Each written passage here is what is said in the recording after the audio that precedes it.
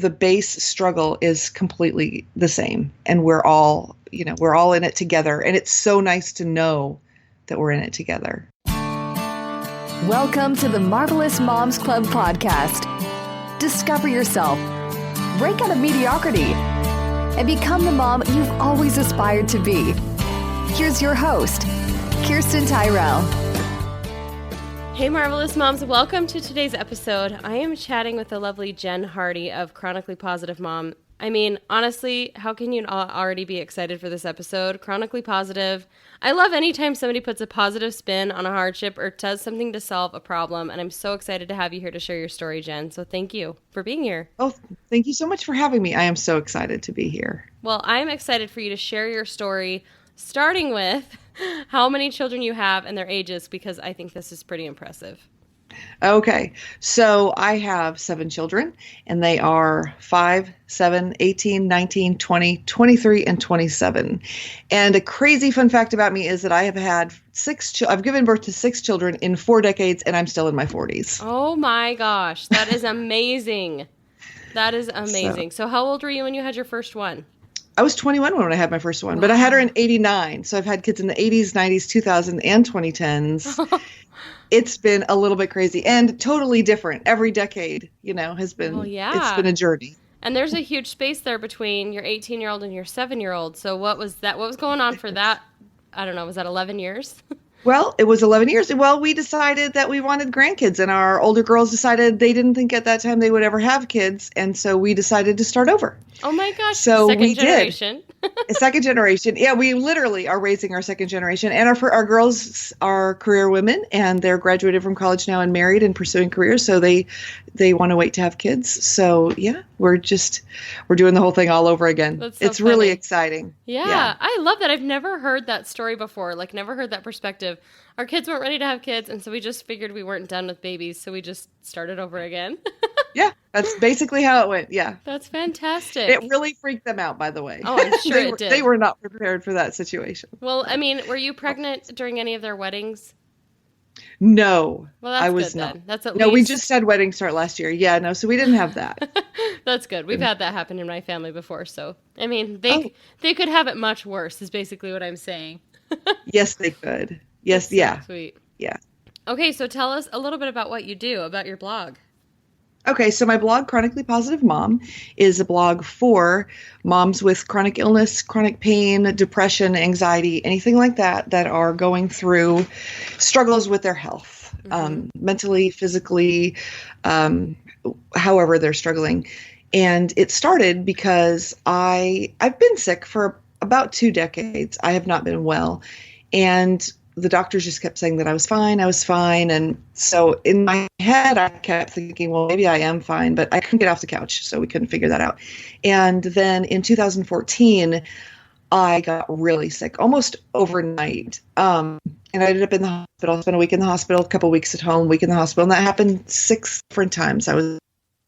And while I was in there, I was looking for podcasts. I was looking for books or blogs or websites, anybody to tell me how I could be a parent while I was in bed, or on the couch, or, I can't get up. And I had young children then, they were 2 and 4. And there was just nothing out there to tell me how I could stay focused and positive while I was sick. Mm-hmm. There was a lot of things out there saying, oh, we're so sick and complaining, which I totally get because you need a release. But there just wasn't what I needed. And I thought, you know what? I wish somebody would create that. And so about a year ago, I was still searching, and I decided, you know what, it's time for me to be the one to create it. So that's how we got started.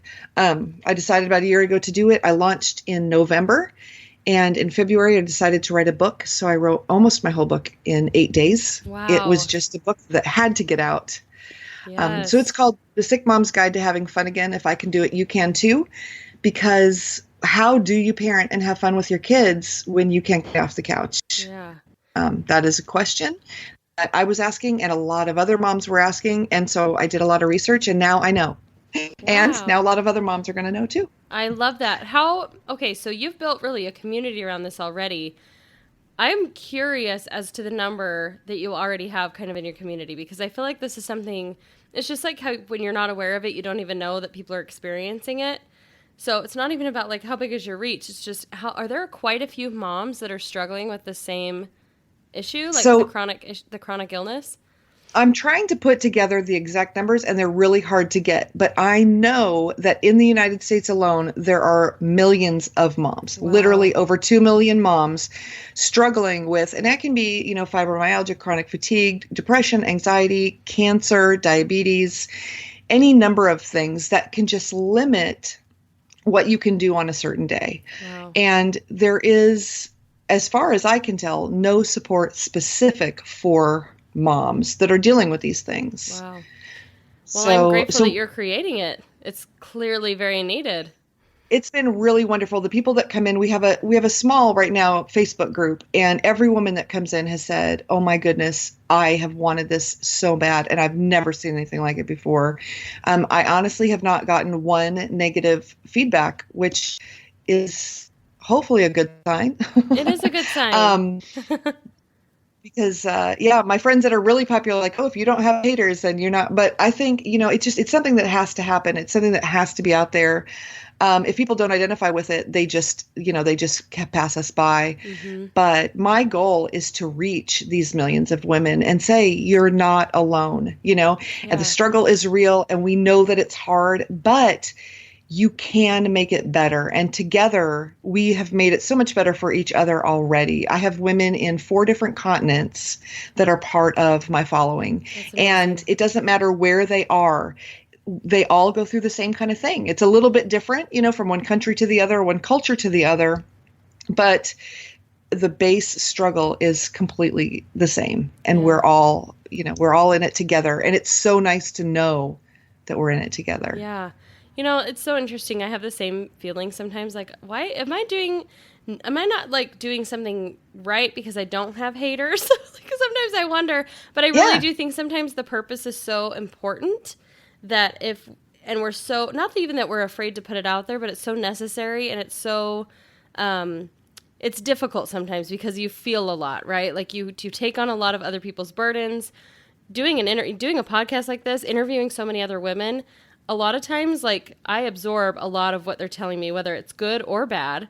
And so I feel like because it's so important and it's so needed, that it's almost like it has this little shield of protection. And I'm not saying we'll never have haters in what we're doing, but in the early stages, I think it's super fantastic to not have haters, because it would prevent you from really continuing on and moving forward with something that is so necessary. So don't factor that to your success. Because we're still, Marvelous Moms Club is thriving, and I think I've had 2 mean comments in the whole life of the podcast, so we're doing good. Isn't that wonderful? Yeah. Well, you're doing a great thing. I love what you're doing. Thank you. I really do. It's so amazing.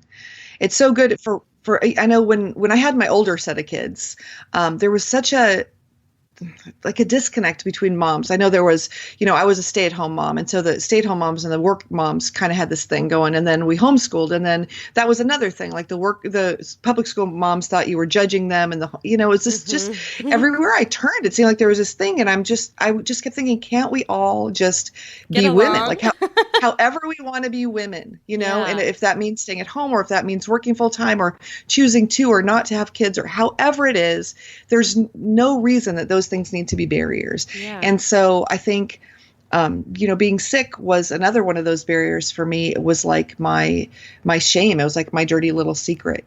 I would come home and I didn't want anyone to know that I was in bed for weeks at a time. I put on makeup and go outside and pretend like everything was fine, and then just come home and melt into my bed. Mm-hmm. And I finally realized there are so many women out there doing the same exact thing, that we need to just pull the covers off this and expose it to light and let everyone know you're not alone, and let people who are healthy work with us to support us. Mm-hmm. We can do things, we can still do things for other people. We can kind of balance each other out. So maybe I can do the more mellow things for you, and you can help me do the more energetic things. And together, we can work as a team. And it's really, really helped me feel better about myself. Yeah. And I know the women around me as well, to know that we've got each other. We can take care of each other. I love that so much. I feel like there has definitely been an awareness of, like, quote unquote, the mommy wars. And I feel like women really are making an attempt to work together. and that we're realizing through social media. I think for a while we went through this phase, and maybe it's still there for a lot of people, of negative comparison, and now we're just realizing how powerful we are together, and there's so much more of a sisterhood, I feel like, that's growing every single day. And especially when you find uplifting groups like what you're putting together, where people can relate to one another and they can tell each other how to get through the hard days, and positive groups like Marvelous Moms Club, and so many more out there that are really feeding that like positivity and that joy. And the more you feed into that, the more it grows and the more powerful it becomes, which is super exciting. Yeah, exactly. Well, and like your podcast, you feature all these different moms that are doing different great things, but they're all marvelous moms, right? And just because they do something one way doesn't make them more marvelous than the next one, so and then people listening get to hear all these different fantastic stories, and it connects us with people that we didn't realize maybe we would have had a connection with. So I really, really appreciate you doing it. I'm totally connecting with you right now. I'm still reading through parts of your email again and just hearing you talk. And I'm like, who would have thought? Like, we have so much in common. We view things so similarly. And yeah, it's cool.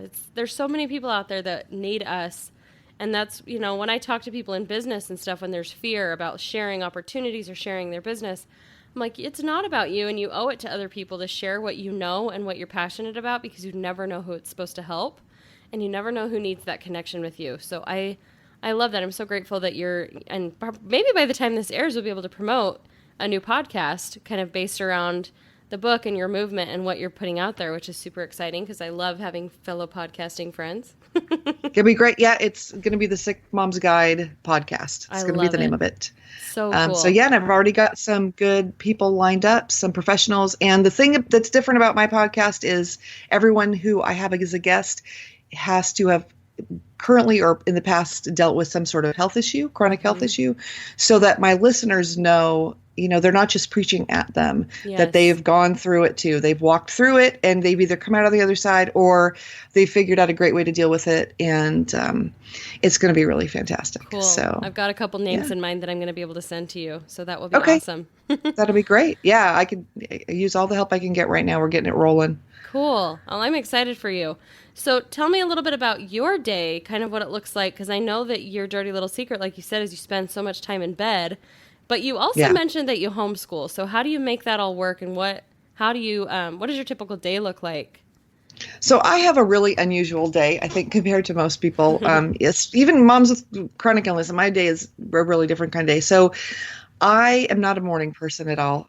And so I get up, and my daughter, who's 7, ends up making breakfast for her 5-year-old brother because I can't get up. And right now we're in a 1-story house, or in a 2-story house, so I can't go down the stairs. So we're in the process of buying a 1-story house because on my bad days, I can't do stairs at all. To go up, I have to crawl, because I don't have the muscle strength in my legs and back anymore. So if I'm out in public, I can use my arms and pull myself up, because you can't crawl upstairs in public.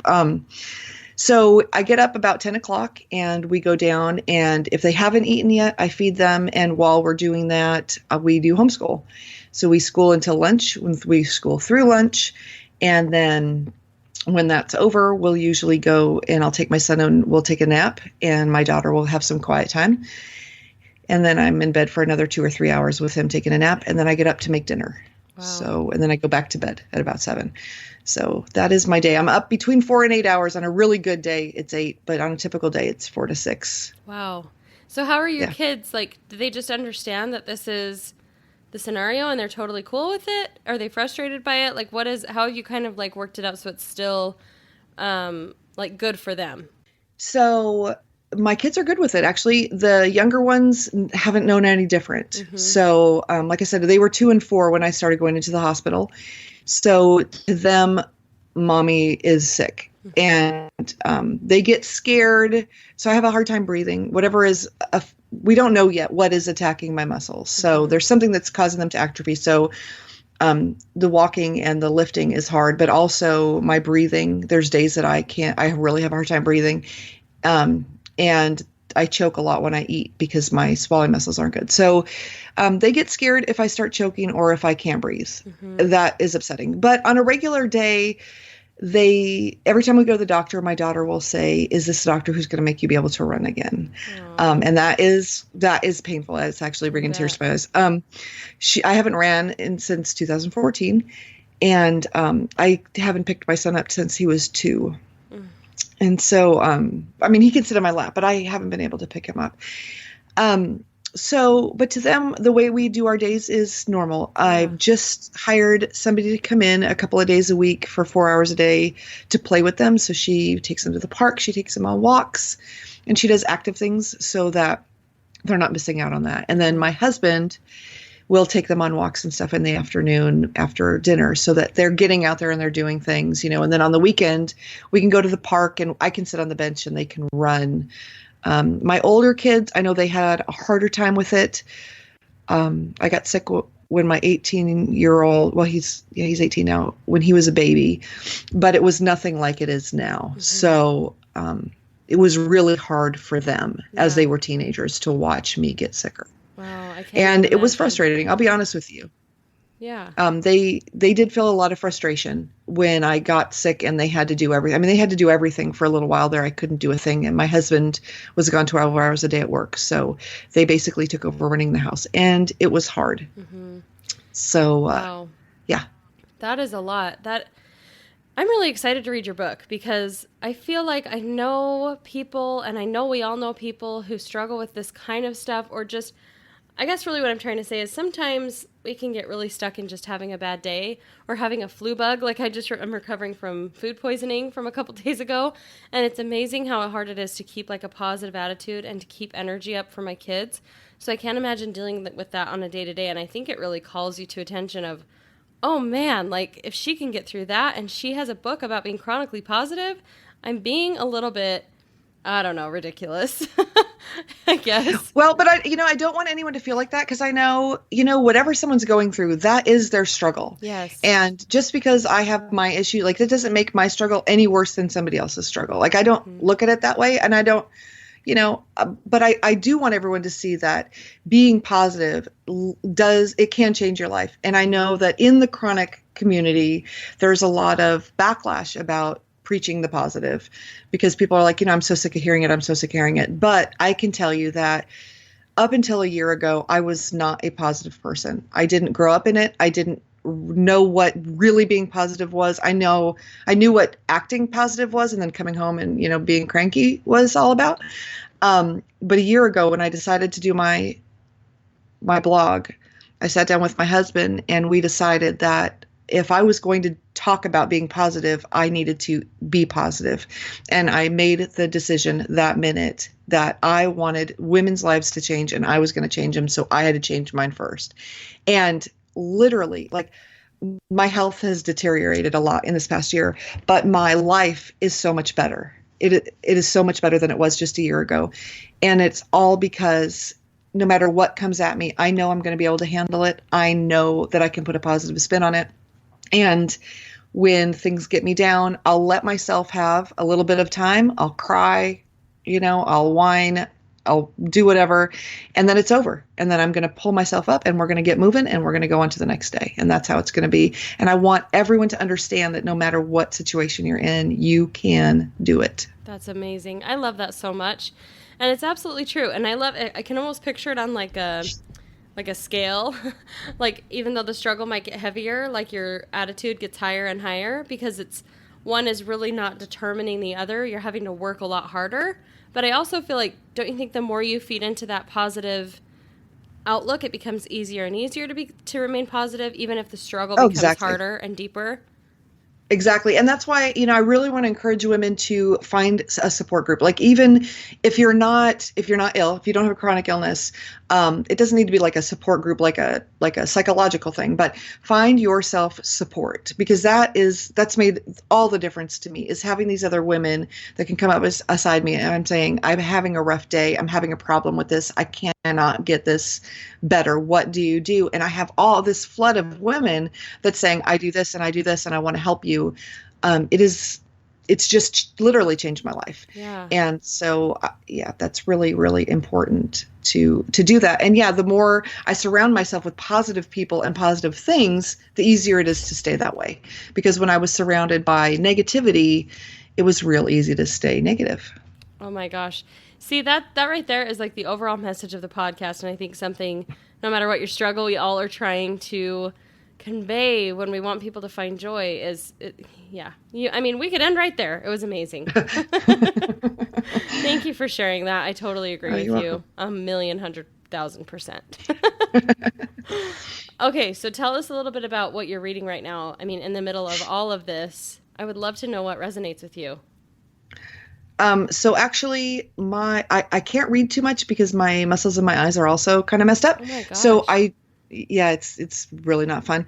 And I love to read. I am such a book nut, but I listen to audiobooks now. And so I'm really into MC Beaton. She's a British author, and she is a very prolific author, and she writes historical fiction, and that is my break from reality. So when things are getting tough and I'm having a rough time, I will just totally zone out on that, or like movies or shows or whatever that are all historical fiction, and just kind of picture myself all fancy dressed up back in the time and kind of escape what's going on here for a little bit. It makes me feel really good. So that's what I'm doing. Cool. That's so cool. I almost was a history major in school for a minute, and I think it's because of historical fiction and historical fiction movies, historically fictional. So I would totally zone out to that stuff too. I think it's awesome, and it's probably is a great escape from reality, which I think is important, and I'm sure you fill your head with all kinds of other positive stuff via podcasts and whatnot. So that's a great balance, in my opinion. You should always have a little bit of a blend of both, which is great. Yeah. Well, yeah. And I mean, I'm learning how to do all this stuff on the fly, my blog and my website and the podcast and writing a book and getting the word out on the book and all that stuff. So I'm reading all of that all the time. Yeah. It's pretty crazy. I feel like I've done like 4 years of college, maybe in the last 6 months with all I've learned, but historical fiction is definitely my escape. And I actually talk about that in my book. When things get really tough and you can't get through it, or you've got pain that you just can't get through, that distraction is the ultimate painkiller. Just finding something that you can completely focus on. So one of my things is there's a show called Velvet on Amazon, and it is it's shot in Spain, and so it's got subtitles because I'm not fluent in Spanish, and so it's based 60 years ago, but also I have to read it and listen and watch and completely immerse myself in the show. So it just takes for an hour. Everything else is gone. And so I encourage people that are just going through whatever kind of struggle they're going through, find something like that you can just get yourself out of your life for a little bit in a healthy, non-drug and alcohol way. Yeah. Because that's the other escape that is unfortunately what people turn to. But find something healthy that completely sucks your attention in and I love that. Makes me feel a lot better. I love that. I'm so glad that you said that. I think we do get caught up in trying to do everything all the time, and it's important to have that escape, whatever it is. I totally need that at the end of the day, right? Like to detox from your brain being filled up with good information, and it's amazing how much free information there is out there to really gain basically a college education online from all of the different people sharing their expertise. It's so phenomenal, but I'm glad that you have that escape because it sounds like you need it and we all need it, and it's a good reminder to, I know you kind of said in your message to me to make sure that you're having fun. You even said, when's the last time you picked up a toy because you wanted to play with it? And I find myself being sucked in with my kids sometimes where I'm like, oh, I can't wait until it's time for you to buy these kind of toys because I can't wait to play with Barbies again, or I can't wait to play, you know what I mean? It's kind of like the grown-up version of fun, even if it seems ridiculous to lose yourself in a TV show or a really good book. It really, if that's your fun and the way you disconnect, then so be it. So I'm glad for that reminder. Well, and I am a big proponent of having fun, and because I think as moms especially, everything turns into have to sometimes. When you first have a baby, you have to focus on that baby completely. I mean, they are completely dependent on you, and a lot of times, I know in my case, I never saw a need to do anything for me after that for decades, and I just started realizing, wait a minute, I never wanted to ask what's in it for me. And I just started asking what's in it for me. And guess what? Instead of making me more selfish, it has made me more fun. So I'm finding things that I like to do too. And then I have a smile on my face while we're having fun together instead of feeling like it's another thing that I'm checking off my to-do list. Yeah. So, I definitely encourage people like playing with toys for real. Like I'm all into the Legos, Yeah. So yeah. I love that. It's so true. So true. I love everything that you said today. I think all of your messages are good and pure. And I'm so excited for you to be able to share more of that on your own podcast with people who really, really need it and are going to learn from the best and be inspired by the best. So I'm excited for that. And I'm really grateful that you've been on here. And so I'm going to ask you the question that everybody loves to be asked. We'll see what's making you feel marvelous right now in your life, but what makes you a marvelous mom?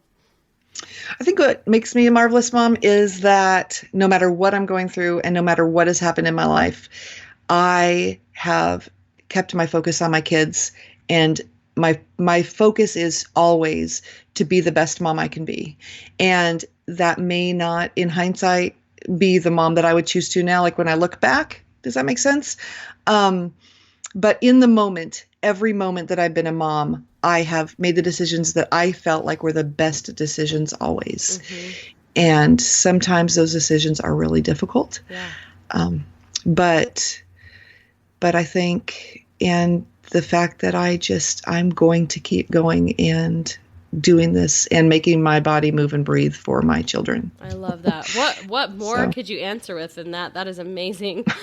I love that answer. I knew it would be a marvelous answer. Oh, thank you. Thank you so much, Jen. I really do love you, and I'm so thankful we've had this chance to connect and get to know each other, and that everybody on my podcast has been able to listen to you.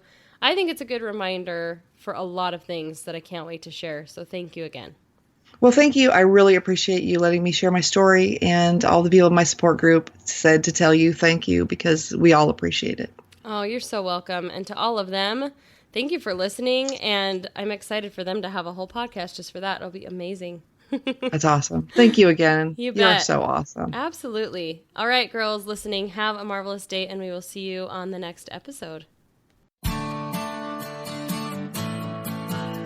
As a busy mom who's also running multiple businesses, it's kind of hard for me sometimes to get healthy dinner on the table that my kids will actually eat, which is why I'm obsessed with HelloFresh. HelloFresh is going to help you get inspired again and again, be unstoppable, and eat deliciously with your family. They shop, plan, and deliver your food to your door. They give you step-by-step recipes and ingredients so you can just relax and enjoy all there is to love about cooking. And of course, eating. I know you'll love it as much as I do, so I'm offering you an amazing code. I'm not an affiliate, but this is just the best way to get it for the best price. Use code KIRTYRR to get $40 off your first HelloFresh box. This is an amazing, amazing deal, and I promise you will thank me later when you taste the food for the first time. So again, go check it out, HelloFresh.com, and use activation code KIRTYRR to get started today.